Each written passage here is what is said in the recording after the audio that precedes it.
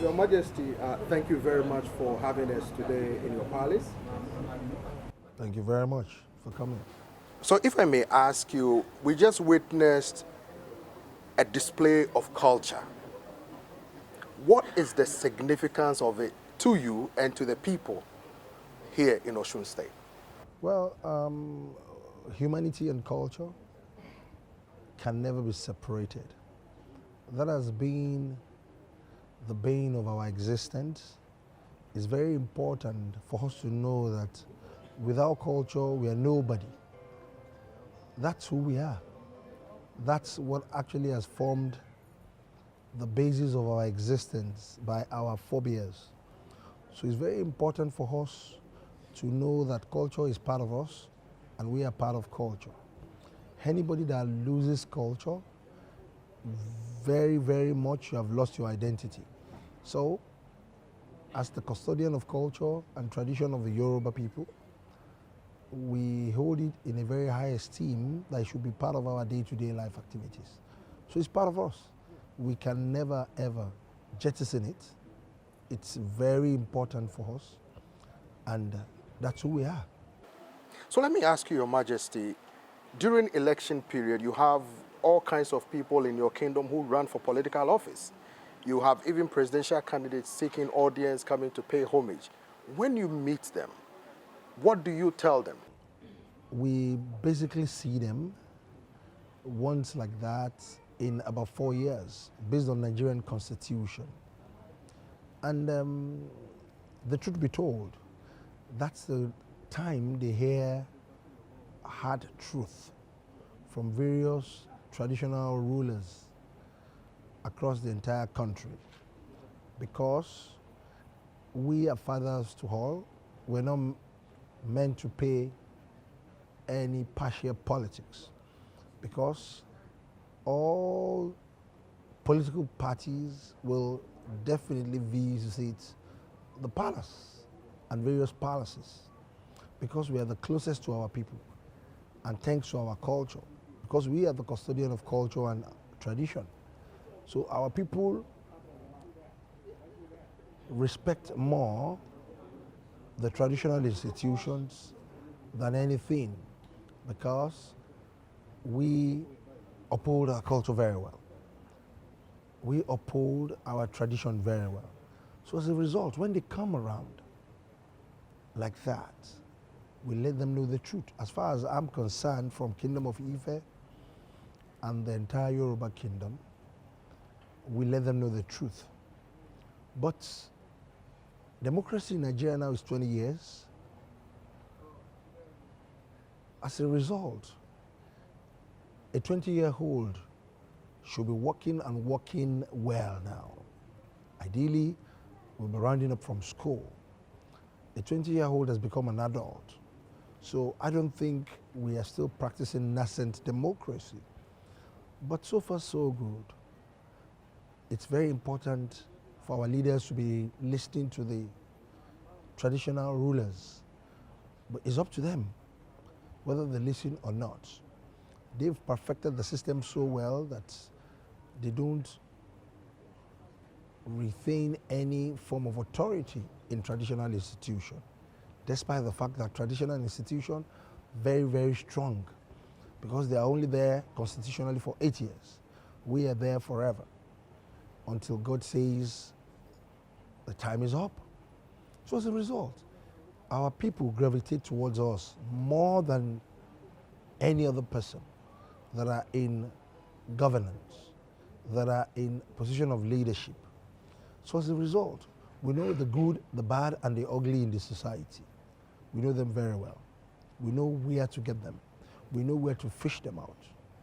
So we tell them the truth all the time. But they don't, unfortunately, they don't listen to all the truth. But we'll keep telling them the truth. I believe very strongly that at some point in this country, leadership will play the role of being servants to the people, because they don't see themselves as servants. They don't see themselves as stewards, because it's about stewardship. You should be accountable to people. You hold public position on behalf of people. Power belongs to the people. So at some point, we know that things will change. Your Majesty, you touched on something right now. What I want to ask you about is, what role do you anticipate traditional rulers playing in Nigeria's democracy? If you look at the history of this country, if you look at it all the way as far as 1914 amalgamation of the two protectorates wouldn't have been possible without the traditional rulers. If you look at our independence in 1960, it wouldn't have been possible without the traditional rulers. And if you look at the first republic in this country, it wouldn't have been possible with the without the traditional rulers. Even Second Republic. We are in Third Republic right now, as in the phase. We've gone through the phase of democracy. The first one came to be, the military dictatorship took over. Second one came to be, it was upturned by military dictatorship. We are on the third tranche of it now. And for the last 20 years, it's been having a very strong root in the system, a system that has been predominantly dominated by military dictatorship. So as a result, we play and we will continue to play a very pivotal role. If we don't play a role, I want to ask you a question. Why do they come to the palaces? What do they come and do? If they know we don't play relevance in what electorate will say eventually about them, why do they come to our palaces are the first point of call, the first point they stop before they go out for campaigns, any locality, because they know that people gravitate towards the palaces. People believe in traditional institutions so much. It's our culture. It's part of our culture. Like I talked earlier on, our culture is us. We are our culture. So, Your Majesty, with what you have said so far, is there any strategic effort by all traditional rulers in the country to bind together to promote the country's peace, to ensure its territorial integrity is protected, and to unite Nigeria? I ask that because recently there have been talks about renegotiating the unity of Nigeria, among other issues. You know this quite well. Well, that's a very good question. And so far, so good. We have actually realized the strength in traditional institutions. In Nigeria now, we have all come together under the umbrella of National Council of Traditional Rulers of a Country. That's the umbrella body for the entire country. Nigeria is the most populous black nation in the world. If anything should go wrong, for God forbid, it will affect the entire black race. So we are very, very mindful of the leadership role that we're playing. So as a result, our National Council of Traditional Rulers is very strong now. We have redefined it, we have refreshed it, and we have renewed it. And myself and Sultan of Sokoto, we are the co-chairman of the National Council of Traditional Rulers in Nigeria. Sultan of Sokoto as the one in charge of traditional institutions in the northern part of the country. And to the glory of God, Ooni of Ife for the southern part of the country. Because the amalgamation of Nigeria is the northern and southern protectorate when they came together. We went back to our history for us to have actually come to terms to that. So we are both co-chairmen of the National Council of Traditional Institutions, Traditional Rulers in Nigeria. And what we are doing now is we will form a formidable force to compel our leaders to do what is just, what is equitable, what is fair, and what is right to our people. Because power belongs to the people in real terms. And they should realize that they must actually give back to the people. They should realize that everything they are doing, it's on behalf of the people. They should realize that every decision they make, it's not about them. They call them public servants. They didn't call them private servants. They didn't call them private servants to serve their immediate families and friends. It is public. Public means everybody that constitutionally is a Nigerian, both home and in diaspora. Is very important. So it is the mindset that we have to change now. The stronger we come together, the better for this nation. So over the last 5 years, we've been playing that active role to bring all of us together, for us to be on the same page and challenge our government and let them know that what you're doing is not morally and fairly right. And that's what we've been doing. So far, so good. It's been coming very strongly, and our leaders have been coming to terms. So far, so good. So, Your Majesty, let me ask you, as the youngest Oni, looking at your background and looking at what you are into now, are there things that you think you would want to refine, change, improve, amend to improve the living conditions of your people? Absolutely.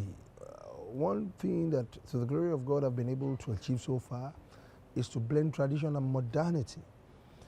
At some point, the two of them shouldn't go parallel. They should meet. Because out of modernity, tradition actually gave birth to modernity. Without tradition, there wouldn't have been modernity till date. It is tradition that even gave birth to you wearing clothes today, and me wearing clothes. A lot of people don't even know all over the world that we, the black people, were the first to wear clothes. We planted cotton wool the very first time in the world right in this palace by our progenitor Oduduwa. And it is from tradition that we realized that we can start the looming technology of weaving cloths. And today everybody is enjoying it. So tradition and modernity is very important. And that's what we're trying to do. We're trying to blend tradition and modernity together for us to take it to another level. It's critical for us to know that our people can benefit immensely well from this. And to the glory of God, I've been able to achieve that. And another thing is to support government, not to leave everything to government to do. We have something called societal efforts. The society, the community, communal effort will come together to do things by ourselves. We do sanitation by ourselves. We clean the environment by ourselves. Anytime we're having festivals, because we usually have festival in Kingdom of Ife almost every day, we come together to make it happen. We come together to uphold our heritage. So therefore, communal effort is way stronger than what government will do, because a lot of people have lost hope in what government will do. Anytime we have issues concerning potholes in the road, the entire community will come together and block all the potholes. If you look at the entire Kingdom of Ife, it is through communal efforts that we've been able to do electrification of the entire street lights of all the streets of Ife. And it has never happened in the whole of Nigeria. We are the one pioneering it, so that young little children can come out and do their assignments underneath the street lights. There will be night economy. People will come out, and it will have a very positive economic effect on the community. So far so good. I'm championing a lot of initiatives, a lot of empowerment for the widows, for the less privileged. They are in thousands. And so far so good. Communal efforts is the way to go. And it's in fractions.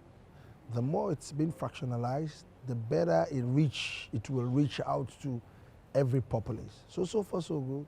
We don't joke with communal and community efforts in Kingdom of Ife. Your Majesty, what about harnessing the potential of the youth in going into agriculture to feed the nation, your people here and across the country? How do you harness it? I know you know this quite well, but how do you do this? How do you improve the lives of the people by harnessing their potential in agriculture and other aspects of your initiatives? Well, in Nigeria to date, when it comes to agricultural initiatives being powered by the youth, we don't have any success story other than in Kingdom of Ife. We've been able to put together more than 300,000 youths, and we've been able to divide them into different sections. By virtue of that, the federal government of Nigeria set up what NISTRAL. NISTRAL is a subsidiary of Central Bank, and out of what came out of NISTRAL, federal government gave them a subvention and intervention fund to start $500 million for them to help and improve Nigerian youth towards improved crops and seedlings. And that initiative started in Ife because of a success story of what we've been able to do across the entire country, and they have realized what we've been able to achieve. And so far, so good. We are like a mirror for the entire country as far as agricultural produce and various initiatives and enhancement as far as it's concerned. So therefore, right now, we are still championing the cause of making the life of a lot of Nigerian youths and the Kingdom of Ife, the youth of this place, to make their life to be better. Nigeria has too much potentials in terms of human and material resources. We are so blessed naturally. We have the best weather in the world, tropical rainforest weather. So why are we complaining of abject poverty? We have risen to that occasion. We're not waiting for government. Government is looking at what we're doing to actually formulate their policies. And I've just given you a very good example of NISRAL. They gave them $500 million, and they are still getting more money to do guarantees to a lot of Nigerian youth. So far, so good. We are getting a lot of success. During election period, Your Majesty, there have been instances where politicians use the youth to create problems. Sometimes, in years to come, it degenerates into terrorism and militancy and all that. How do you address this as a traditional ruler? It's very unfortunate. I have an advocacy program now that I tell the youths that, look, they are telling you to come and disrupt things. Ask them that where is their own son and their daughters. The day their sons and daughters are part of you in terms of carrying, disrupting things, carrying guns, cutlasses and destructive materials, then it's okay. But you rarely find their own offspring. I'm talking of the politicians using the Nigerian youth to foment trouble everywhere. So all the questions that I ask those youths is, have you seen any one of them with their children? Their children they're in the United States of America, schooling there. They don't even want to come to Nigeria. They make all the money here and take it to the US to sort their own offspring out. They're in the United Kingdom. They're in the Western countries. But why are you not, don't you want to go there to have that exposure? Home is home. We have to build this home together. All the money they spend outside this country, they make it here. So the day you start seeing their children, and so far so good, we are reorientating the minds of a lot of Nigerian youth. I am a very strong advocate of Nigerian youth. Everybody knows that. I wine and dine, I breathe the youth of this country. The throne belongs to them, it's been dedicated to them. Anytime Nigerian youths have issues, they run to this throne. We look at issues together and how to resolve those issues. So it's a throne dedicated to them. On this throne, we're part of the pressure group for None Too Young to Run bill, and today it's been approved. So now we have a lot of Nigerian youth coming out to be the president in their 30s. That to me is an achievement. Coming out to become senators, House of Rep members in their late 20s. To me, I don't believe in failure. At least they've attempted. Before, we don't have things like that. So we're getting there. If you look at the demography of people that will vote, up to 50 years of age in Nigeria, over 80% are going to vote. Between age of 18 and 35, we have more than 50%. So what are we talking about? The country belongs to them. Let us work towards how we will give the country to the right owners of the country. And the right owners of this country are Nigerian youths. So it's our campaign. We'll keep campaigning, we'll keep championing, we'll keep advocating for it. And very soon, we will get there. Your Majesty, 20 years of democracy, or the re-embrace of democracy in Nigeria, what do you think the prospects are? If you look at the Western world, their own democracy didn't take shape in 20 years. They had a lot of chaos, very chaotic. If you go to Europe, if you go to United States, democracy of United States is over 200 years right now, and yet they still have one or two issues. So we believe that we will improve. We believe that we will get there, but Rome wasn't built in a day. What I will tell people from the Western world is, let them look at the good side of things coming out of Africa. Not the bad side all the time. What of their own bad side? They have their own bad side too. So for me, the good side of it in Nigeria is we are sustaining it. It's now sustainable. It has reached 20 years. It has never gone that far before. That is a successful story. Before, it will only be happen for 3, 4, 5 years. It will happen for 7 years. That's the highest we've had. We've not had 8-year cycle completed in the history of this country. But now we have had 8-year cycle completed twice. That is 16 years. And we have had another 4 years completed cycle, making 20 years. So we are going to get into another 4-year cycle that we will decide this weekend. That is a successful story. It has never happened in the history of this country.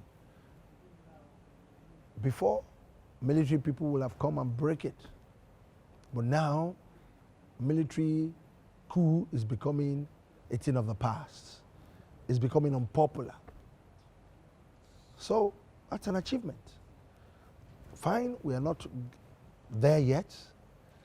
We still have a very, very unscrupulous politicians that are not very sincere. They don't love the people.